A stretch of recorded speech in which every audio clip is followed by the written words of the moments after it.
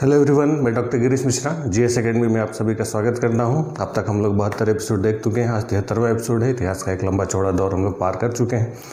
अब एक क्रम में आपको पूरा इतिहास एक सीक्वेंस से बताया था, लेकिन साथ ही साथ कुछ और चीज़ें थी, साइड की चीज़ें थी, उनको भी हमें देखना था, जिनमें कई सारी चीज़ें आपको बताया था कि जिसमें पुनर्जागरण है, समाज सुधार है, धर्म सुधार है, लोअर कास्ट मूवमेंट है, लेबर क्लास मूवमेंट है, जो हमारे गवर्नर जनरल वायसराय हैं, इनके बारे में भी अलग अलग हम लोग क्लासेस लेंगे। तो पूरा जब तक इतिहास ख़त्म नहीं हो जाता तब तक इतिहास की सीरीज ये चलती रहेगी, ठीक है। तो इसी को ख़त्म करने क्रम में पिछले क्लास में, पिछले वीडियो में, वीडियो नंबर 72 में आपको पुनर्जागरण के बारे में बताया था। रेनेसां पुनर्जागरण का क्या मतलब होता है, किन किन कारणों से शुरू हुआ, किन किन परिस्थितियों में शुरू हुआ, इसकी विस्तार से चर्चा की थी और बताया था कि इसकी जो शुरुआत थी, पुनर्जागरण के जो अग्रदूत कहे जाते हैं वो राजा राम मोहन राय को कहा जाता है। राजा राम मोहन राय ने ही भारत में इन चीज़ों की शुरुआत की थी। उस समय, उस दौर में जब किसी ने इन चीज़ों के बारे में न सोचा न समझा, राजा राम मोहन राय पहले व्यक्ति थे। बताया था कि बहुत सारे बहुत हाईली एजुकेटेड थे, पढ़े लिखे थे और कई सारी भाषाओं का ज्ञान था और उन्हीं अपने एक भाषाई ज्ञान का इस्तेमाल उन्होंने किया और जो पुरानी कुरीतियाँ थी, जो रूढ़िवादिता थी, जो हिंदू धर्म की जो प्राचीन मान्यताएं थीं, उसको बदलने का प्रयास किया, तो उसमें सुधार लाने का प्रयास किया। और हालांकि एकेश्वरवादी थे, मोनोथिस्ट थे, लेकिन ईसाई धर्म के काफ़ी करीब ये थे और उनके ईसाई दोस्तों को लगता था कि राजा राम मोहन राय ईसाई बन जाएंगे। लेकिन अंत तक उन्होंने अपना हिंदू धर्म छोड़ा नहीं था। वो अंत तक जिन्हें वो पहनते रहे, अंत तक हिंदू धर्म में ही बने रहे। और उनका जो सबसे क्रांतिकारी काम था वो था 1828 अगस्त 1828 में इन्होंने बनाया था ब्रह्म समाज। तो ये जो ब्रह्म समाज था, ये इन्होंने 1828 में जो इसकी स्थापना की थी, इसी ब्रह्म समाज ने एक मिशनरी की तरीके से काम किया और इसी के माध्यम से बहुत ही क्रांतिकारी तरीके से समाज सुधार को करने का प्रयास ये कर रहे थे। हालांकि बाद में विराम मिला कि 1830 में मुगल बादशाह अकबर शाह सेकंड ने इनको राजा की उपाधि दी और राजा की उपाधि देके लंदन भेजा और वहीं पर 1835 में उनकी मृत्यु हो जाती है। तो इनकी अनुपस्थिति में, यानी 1828 से 30 तक ये थे, फिर 1830 to 1833, 1830 से 1833 तक, यानी जब ये लंदन गए थे, तो उस समय इस ब्रह्म समाज का जो काम था वो आचार्य रामचंद्र विद्या वागीश, तो रामचंद्र विद्या वागीश ने उसका कामकाज संभाला। फिर जब लंदन में इनकी मृत्यु हो गई तो 1833 में, 1833 में ये जो ब्रह्म समाज थी, इस ब्रह्म समाज की कमान संभाली थी द्वारिकानाथ टैगोर ने। तो 1833 से 1843 तक इसको संभाला किसने? द्वारिकानाथ टैगोर, ठीक। द्वारकानाथ टैगोर जो रविन्द्रनाथ टैगोर के ग्रैंडफादर थे, पिताजी थे।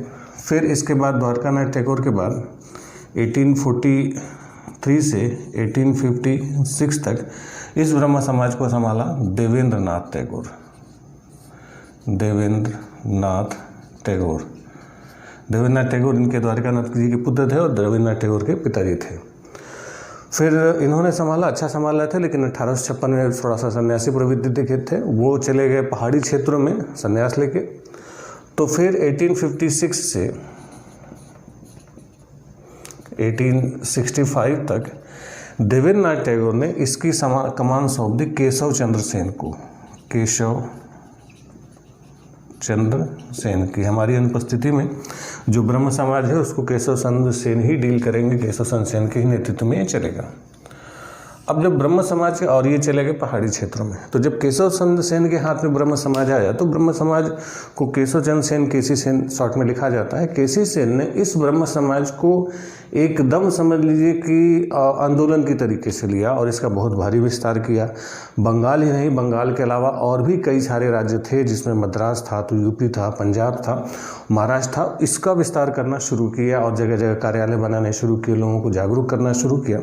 तो इन सारे लीडर्स में सबसे प्रोग्रेसिव माइंड के जो थे वो केसी सेन ही थे। तो इन्होंने समझ लिया कि मिशनरी को एकदम समझ लिया कि मूवमेंट की तरीके से लिया और इसको बहुत तेज़ी से आगे बढ़ाया। लेकिन ये कुछ ज़्यादा ही लिबरल हो गए थे। ज़्यादा लिबरल होने की वजह से इनकी जो ब्रह्म समाज की जो सभाएं हुआ करती थी उसमें ईसाई धर्म का, बाकी धर्मों का पाठ होने लगा था और ये हिंदू धर्म से खुद कुछ कटने लगे थे। तो जब इस बात की खबर देवेंद्रनाथ टैगोर को होती है तो देवेंद्रनाथ टैगोर वापस लौटते हैं और 1865 में ट्रस्टी तो देवेंद्रनाथ टैगोर ही थे, तो उन्होंने ट्रस्टी की हैसियत से केशव चंद्र सेन को ब्रह्म समाज से हटा दिया। ठीक है, तो जब केशव चंद्र सेन को ब्रह्म समाज से हटाया तो यहीं पर केशव चंद्र सेन ब्रह्म समाज से हटते हैं और हट के अपना एक नया समाज बनाते हैं 1865 में। यानी अब ब्रह्म समाज टूटा और एक नया ब्रह्म समाज बना जिसको कहा जाता है आदि ब्रह्म समाज। तो ये जो आदि ब्रह्म समाज था इसकी स्थापना किसने की थी? केशव चंद्र सेन ने की थी, के.सी. सेन ने की। और बताया कि ये बहुत ही तेज तर्रार विचारक थे और इन्होंने इस ब्रह्म समाज के मूवमेंट को बहुत तेज़ी से पूरे भारत भर में विस्तार किया। यही जो आदि ब्रह्म समाज था आगे चल के इसी को भारतीय ब्रह्म समाज कहा गया। भारतीय ब्रह्म समाज ये भी यही था, इसी का नाम बदल के क्या हो गया था? भारतीय ब्रह्म समाज था। तो इस भारतीय ब्रह्म समाज ने समाज में महिलाओं की दिशा और बाकी चीज़ों पर काम करने, बाल विवाह हो, चाहे सती प्रथा हो, चाहे स्त्रियों की शिक्षा हो, इन सारी चीज़ों पर इन्होंने बहुत सारा काम किया। फिर यानी जो देवेंद्रनाथ टैगोर का ब्रह्म समाज था ये चल रहा था और अब क्या हो गया? आदि ब्रह्म समाज केशव चंद्र, यानी यहाँ पर ब्रह्म समाज दो हिस्सों में बट गया। देवेंद्रनाथ टैगोर का अलग चल रहा था और आदि ब्रह्म समाज के.सी. सेन का चल रहा था। फिर बाद में जो केशव चंद्र सेन थे वो 1870 में लंदन गए और लंदन जाके वहाँ पर उन्होंने बहुत सारी विचारधाराएं, बहुत सारी आइडियोलॉजी ली और वहाँ से फिर जब वापस आए तो उन्होंने बाल विवाह के क्षेत्र में काम किया और 1872 में 1872 में ब्रह्म मैरिज एक्ट इन्होंने पास करवाया था। तो 1872 का जो ब्रह्म मैरिज एक्ट था कि इसमें ब्रह्म समाज ब्रह्म विवाह से की को कानूनी मान्यता इन्होंने दिला ली थी। तो जो 1872 का ब्रह्म मैरिज एक्ट था उसमें के.सी. सेन की जो प्रमुख भूमिका थी, केशव चंद्र सेन की प्रमुख भूमिका थी। अब केशव चंद्र सेन सारा काम तो सही कर रहे थे लेकिन यहाँ पर आके उन्होंने एक गड़बड़ी कर दी। गड़बड़ी ये क्या की कि 1878 में 1878 में इन्होंने क्या किया कि इनकी 12 साल की एक बेटी थी, उस 12 साल की बेटी की शादी कूच बिहार के राजा, बंगाल में कूच बिहार था, कूच बिहार के राजा के साथ पूरे जो कर्मकांड थे, जो वैदिक रीति रिवाज थे, लेन देन दहेज दे के पूरा भयंकर तरीके से किया, पूरा दिखावा किया उन्होंने। जबकि ये ब्रह्म समाज सामाजिक कुरीतियों के विरोध में था, बाल विवाह के विरोध में था और जो मान्यताएं थीं, जो दहेज था, स्त्री शिक्षा, इन सारी चीज़ों को आगे बढ़ा रहा था, कर्मकांडों का विरोध कर रहा था। और जबकि वही सारे काम उन्होंने खुद कर दिए कि खुद अपनी 12 साल की बेटी की शादी कूच बिहार के बूढ़े राजा थे उनके साथ कर दी, अच्छा खासा दहेज दिया, वैदिक रीति रिवाज कर्मकांडों का पालन किया। तो इससे फिर ब्रह्म समाज में फिर से जो भारतीय ब्रह्म समाज था, इस भारतीय ब्रह्म समाज में फिर से टूट पड़ी और जो दुखी लोग हुए थे जिसमें आनंद मोहन बोस थे, शिवनाथ शास्त्री थे, इन लोगों ने क्या किया कि इसी विवाह के बाद 1878 में 1878 में इन लोगों ने बनाया साधारण ब्रह्म समाज, साधारण ब्रह्म समाज। तो ये जो साधारण ब्रह्म समाज था 1878 में, इसकी स्थापना किसने की थी? आनंद मोहन बोस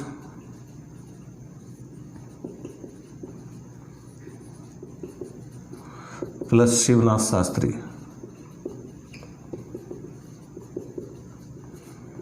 ठीक है, इन लोगों ने मिलकर इसकी साधारण ब्रह्म समाज की स्थापना की और क्योंकि ये लोग इसी से नाराज़ थे कि इन्होंने अपनी बेटी की शादी कर दी। तो इस तरीके से ही जो आदि ब्रह्म समाज था, हालांकि जो ब्रह्म समाज था ये चलता रहा, ये देवेंद्रनाथ टैगोर वाला, फिर आदि ब्रह्म समाज बना, फिर उससे टूट के साधारण ब्रह्म समाज बना। तो ये जो ब्रह्म समाज जहाँ कहा जाता है कि हमारे भारत में ये पहला एक मिशनरी की तरीके से पहली भारतीय मिशनरी थी जिसने समाज सुधार में बहुत ही व्यापक पैमाने पर काम किया और इस समाज सुधार की भावना को आगे बढ़ाया और पूरे देशव्यापी किया, जिसमें सबसे प्रमुख जो क्रांतिकारी भूमिका रही वो के.सी. सेन की रहेगी। लेकिन वही एक गलती की वजह से सारी उनकी कोशिशों पर पानी फिर गया। ठीक है, चलिए, तो ये जो ब्रह्म समाज था इसका बताया कि बंगाल में इसकी स्थापना हुई थी, लेकिन केशव चंद्र सेन के प्रयासों से इसका विस्तार बाकी जगहों पर भी हुआ। तो बाकी जगहों में भी जो आंदोलन चले समाज सुधार के लिए उसके बारे में भी हम लोग देखते हैं। तो ये जो समाज सुधार का आंदोलन था, आपको बताया इसकी शुरुआत जो बंगाल से हुई, बाद में मद्रास में भी पहुंची केशव चंद्र सेन की प्रेरणा से और मद्रास में 1864 में 1864 में एक सोसाइटी की स्थापना हुई जिसको कहा जाता है वेद समाज। तो ये जो वेद समाज था ये 1864 में बना था और कहाँ पर बना था? मद्रास में।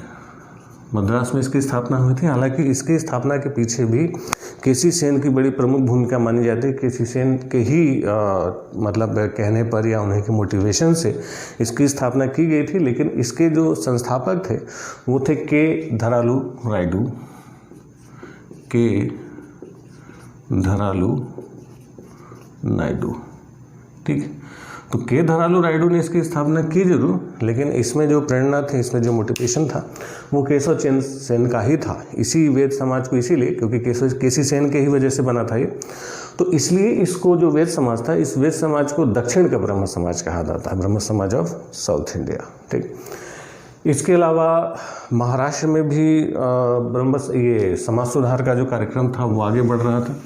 तो महाराष्ट्र में बहुत सारे विचारक थे, बहुत सारे आइडियोलॉजी थे। यानी बंगाल के बाद जो सबसे ज़्यादा इस समाज सुधार का विकास हुआ वो महाराष्ट्र में हुआ। महाराष्ट्र में सबसे पहले आत्माराम पांडुरंग ने और बालकृष्ण जयकर ने 1849-50 में स्थापना की परमहंस मंडली की। परमहंस मंडली, ये जो परमहंस मंडली बनी थी 1849 to 1815 बनी थी। इसके जो फाउंडर थे वो थे आत्माराम पांडुरंग और दोदोबा पांडुरंग, बालकृष्ण जयकर। इन लोगों ने मिलकर इसकी स्थापना की थी और इसने भी समाज सुधार और जो हिंदू धर्म की जो पुरानी मान्यताएं थी उस पर बहुत ही कड़ा, बहुत ही कठोर प्रहार किया। ये लोग भी एकेश्वरवाद और विश्व बंधुत्व की भावना पर, अवधारणा को आगे बढ़ा रहे थे। लेकिन ये लोग थोड़ी सी लिबरल हो गया था, लिबरल को ज़्यादा हो गया था और धीरे धीरे ईसाई धर्म की नकल ये लोग करने लगे थे। एकेश्वरवाद की तरफ बढ़ते बढ़ते ईसाई धर्म की तरफ उन्मुख हो गए थे। तो इसलिए ईसाई धर्म की तरफ बढ़ने की वजह से फिर इसका प्रभाव कम होने लगा और इसका प्रभाव कम होते थे फाइनली 1860 में इसको बंद कर दिया गया। यानी शुरू तो किया आत्माराम पांडुरंग और दादोबा पांडुरंग ने, लेकिन फिर 1860 जाते जाते बंद कर दिया। बंद क्यों हुआ? क्योंकि ये ईसाई धर्म की तरफ उन्मुख हो रहा था।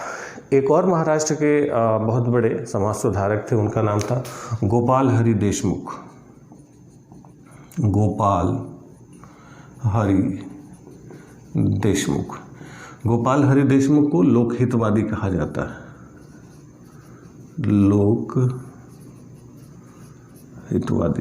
लोकहितवादी गोपाल हरि देशमुख।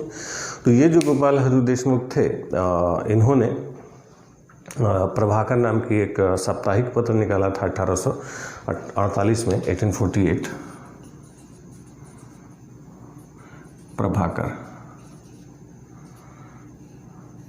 तो प्रभाकर नाम की पत्रिका का संचालन किया था और इसी पत्रिका से जाति पात और जो बाकी सामाजिक विषमताएं थी उस पर उन्होंने प्रहार करने का प्रयास किया। और इन्होंने किताब लिखी थी जाति भेद। इसी जाति पाति के खिलाफ उनकी एक पुस्तक आई थी, कौन सी?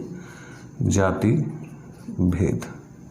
तो जाति भेद नामक किताब लिखी गई थी। इसीलिए इनको क्या कहा जाता? लोकहितवादी। लोकहितवादी इनका जो टाइटल हुआ करता था। महाराष्ट्र में जैसे बताया कि बंगाल में ब्रह्म समाज था, बहुत क्रांतिकारी ढंग से काम किया। महाराष्ट्र में जिस सभा ने सबसे ज़्यादा काम किया था वो थी प्रार्थना समाज।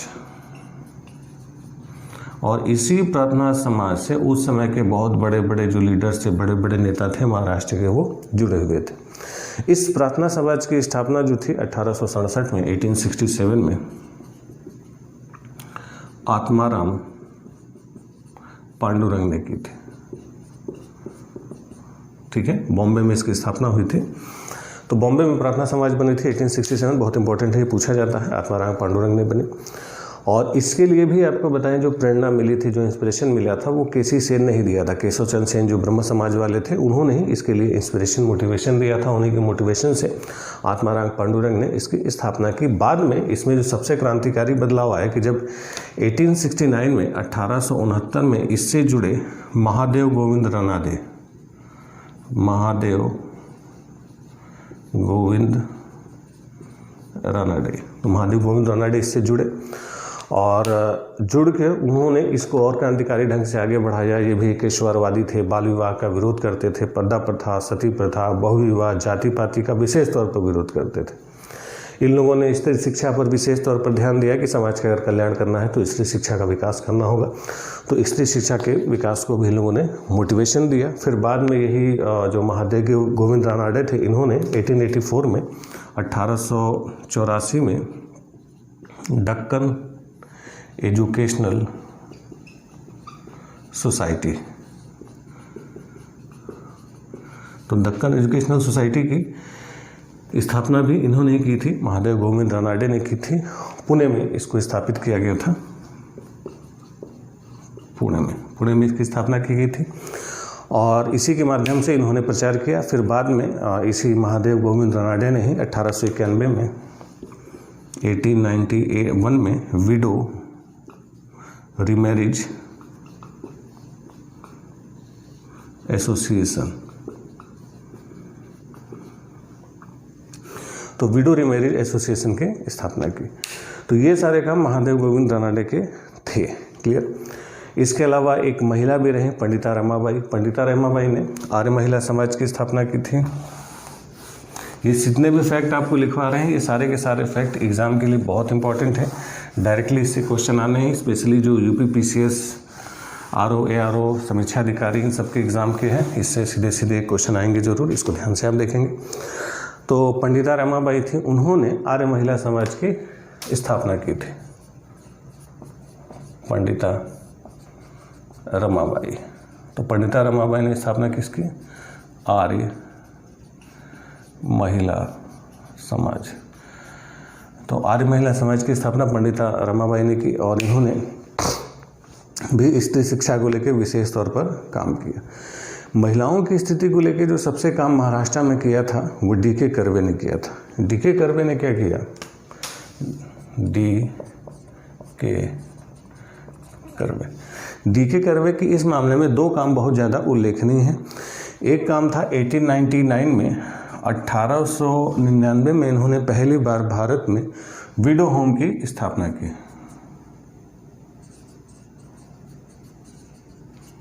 ठीक है। तो जो विडो होम था, जो विधवाओं के लिए आश्रम बना, ये इन्होंने डी.के. कर्वे ने ही बनाया था और पूना में बनाया था। पूना में इसकी स्थापना की, विडो होम की।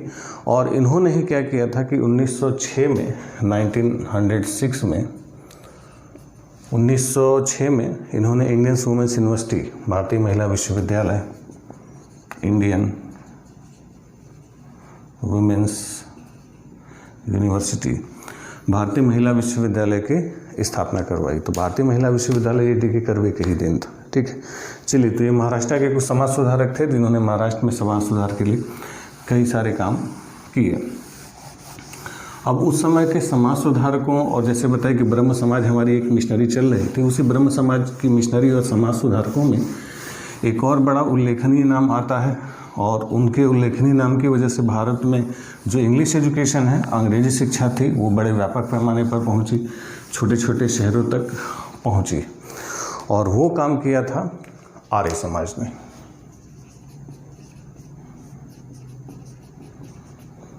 ये जो आर्य समाज था, इस आर्य समाज के जो संस्थापक थे दयानंद सरस्वती।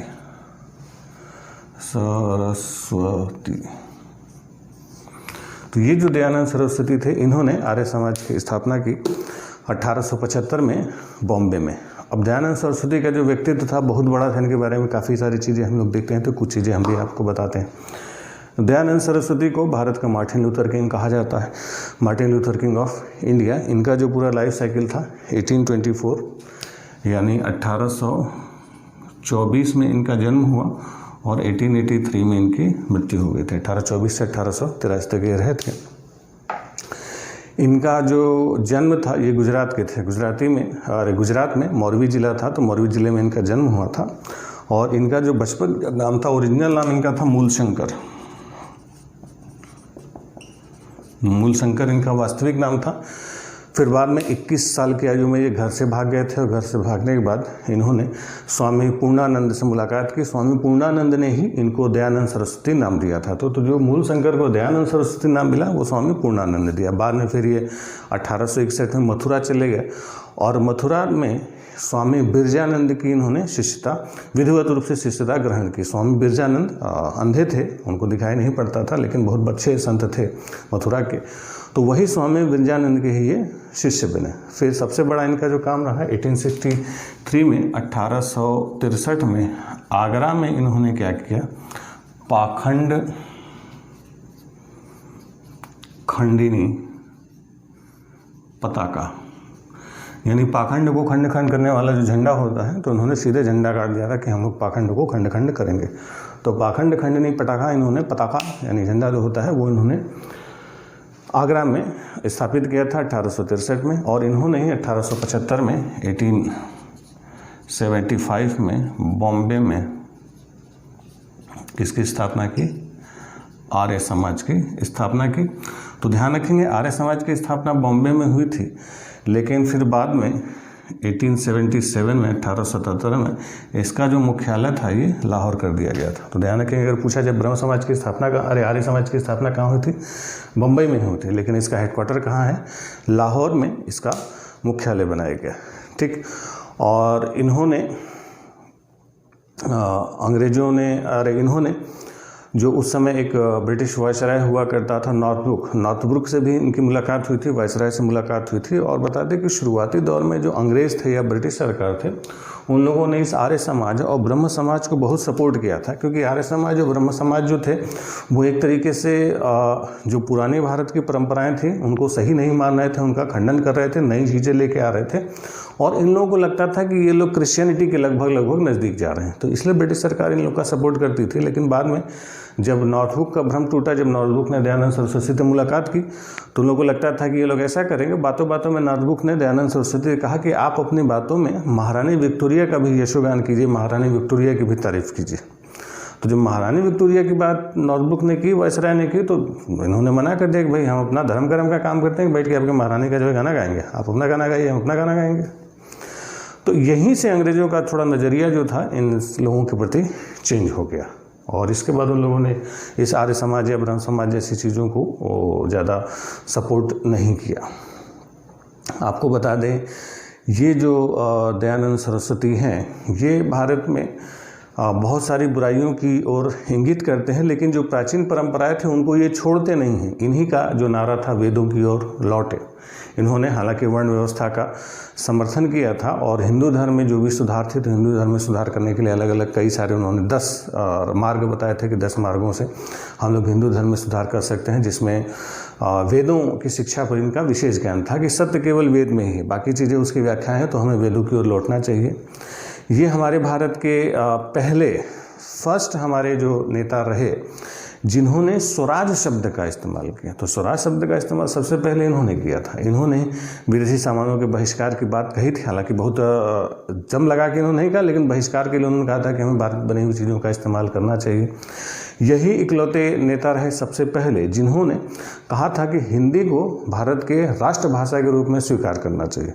तो हिंदी को राष्ट्रभाषा के रूप में स्वीकार कराने का काम इन्होंने ही कहा था, और इन्होंने हिंदी में ही 1874 में एक किताब लिखी थी, सत्यार्थ प्रकाश, 1874, सत्यार्थ प्रकाश। तो जो सत्यार्थ प्रकाश लिखी गई थी वो हिंदी में लिखी गई थी। तो ये जो सत्यार्थ प्रकाश थी, ये दयानंद सरस्वती की किताब थी, शुद्ध हिंदी में इन्होंने लिखी थी। हालांकि इसके लिए भी इनको प्रेरणा जो थी वो केशव चंद्र सेन ने ही दी थी। केसी सेन आपको बताया ना, बहुत बड़ा रोल था उनका। तो केसी सेन ने इनको इंस्पायर किया था कि आप हिंदी में लिखिए, तो इन्होंने सत्यार्थ प्रकाश की रचना की थी। और इन्होंने 1882 में गोरक्षा समिति बनाई थी। गाय को भी ये मानते थे बहुत ज़्यादा, तो गोरक्षा समिति बनाई थी। हालांकि बाद में अक्टूबर 1883 में 30 अक्टूबर 1883 में अजमेर में इनकी मृत्यु हो जाती है, डेथ हो जाती है। ठीक है, राजस्थान में इनकी मौत हुई थी, अजमेर में, यानी जन्म हुआ था इनका गुजरात में, मृत्यु हुई थी अजमेर में। इनके मरने के बाद जो ब्रह्म समाज था, आर्य समाज था, उसमें थोड़ी सी फूट पड़ी, क्योंकि ये बहुत ही मॉडर्न थे, आधुनिक वेदों की ओर लौटते थे, लेकिन अंग्रेजी शिक्षा की बात ये साथ ही साथ करते रहते थे। तो बहुत सारे अनुयायियों को थोड़ा सा कन्फ्यूजन हुआ कि कुछ लोग कहते थे कि हमें वैदिक शिक्षा की ओर आना चाहिए, कुछ लोग कहते थे अंग्रेजी शिक्षा की ओर जाना चाहिए। तो इसी में इनके एक शिष्य थे लाला हंसराज। लाला हंसराज ने क्या किया कि इनकी मृत्यु के बाद, इनके डेथ के बाद 1886 में 1886 में लाहौर, और किसने? लाला हंसराज, इनकी मृत्यु की बात किया था, इन्हीं के शिष्य थे। स्थापना की इन्होंने DAV की, ठीक है। ये जो DAV था, दयानंद एंग्लो वैदिक कॉलेज, ये DAV इंग्लिश मीडियम अंग्रेजी शिक्षा को आगे बढ़ाते हुए एक संस्था की स्थापना की। इसने भी मिशनरी की तरह काम किया और उसके बाद हर छोटे बड़े शहर में DAV की स्थापना हुई। आज भी अगर आप देखें तो हर शहर में इंग्लिश मीडियम का एक स्कूल जरूर मिलेगा जिसका नाम क्या होगा, DAV होगा। DAV हर शहर में मिलेगा, छोटे बड़े हर जगह। तो ये जो DAV की शुरुआत की थी, दयानंद एंग्लो वैदिक कॉलेज, ये लाला हंसराज जो इन्हीं के शिष्य थे, दयानंद सरस्वती की ही प्रेरणा से, कि भारतीयों को अगर आगे लेके जाना है तो वर्तमान में हमें इंग्लिश शिक्षा को लेके चलना होगा। तो अंग्रेजी भाषा का एक माध्यम हो सकती है, लेकिन ये अपनी परंपराओं को नहीं छोड़ेंगे। इसीलिए इन्होंने नाम लिखा दयानंद एंग्लो वैदिक, कि अंग्रेजी के साथ साथ हम वैदिक शिक्षा को भी लेके आगे बढ़ेंगे। वो समय की डिमांड थी। तो जो DAV का कॉन्सेप्ट था, इन्होंने ही शुरू किया था। इनके एक और चेले थे, उन्होंने 1902 में कांगड़ी नामक जगह है हरिद्वार के पास, ठीक है, तो हरिद्वार में ही पड़ता है कांगड़ी। तो इसी हरिद्वार के पास स्वामी श्रद्धानंद है, जिनका असली नाम था मुंशीराम, उन्होंने स्थापना किया था गुरुकुल विश्वविद्यालय की, ठीक है। स्वामी श्रद्धानंद, असली नाम था इनका मुंशीराम। गुरुकुल विश्वविद्यालय, तो गुरुकुल विश्वविद्यालय इसी को, गुरुकुल कांगड़ी में है तो इसीलिए इसको गुरुकुल कांगड़ी भी कहते हैं। तो ये जो गुरुकुल कांगड़ी या गुरुकुल विश्वविद्यालय है, इसकी स्थापना स्वामी श्रद्धा, ये लोग इन्हीं से जुड़े हुए थे, आर्य समाज से ही जुड़े हुए लोग थे, ठीक है। तो इस आर्य समाज ने बाकी समाज सुधार के साथ जो शिक्षा दीक्षा थे उसमें भी बहुत व्यापक काम किया। इसके अलावा भी और कई सारे लोगों का योगदान रहा, इसके बारे में हम लोग डिस्कस करेंगे, क्योंकि ये जो टॉपिक है आपको बताया कि एग्जाम के लिए बिल्कुल सीधे सीधे इंपॉर्टेंट है। हर पॉइंट पर इसके क्वेश्चन बनते हैं अभी जो आपके एग्जाम आने वाले हैं। लेकिन ये टॉपिक थोड़ा सा बोरिंग है, जैसे फ्रीडम स्ट्रगल थोड़ा सा इंटरेस्टिंग रहता है, तो समाज सुधार ये सब टॉपिक थोड़ा सा बोरिंग होता है। अब लेकिन बोरिंग हो चाहे इंटरेस्टिंग हो, एग्जाम में क्वेश्चन आने हैं तो पढ़ना ही पड़ेगा। तो फिर नाक आँख बंद करके इसको जरूर पढ़िए और ये जो फैक्ट्स आपको बताएं इनको याद रखने की कोशिश करिए, क्योंकि एग्जाम में यही सवाल आएंगे जरूर से आपको, ठीक है। ये जो आज आपको बताया तो इनमें 1-2 क्वेश्चन आपके रहेंगे, ठीक है।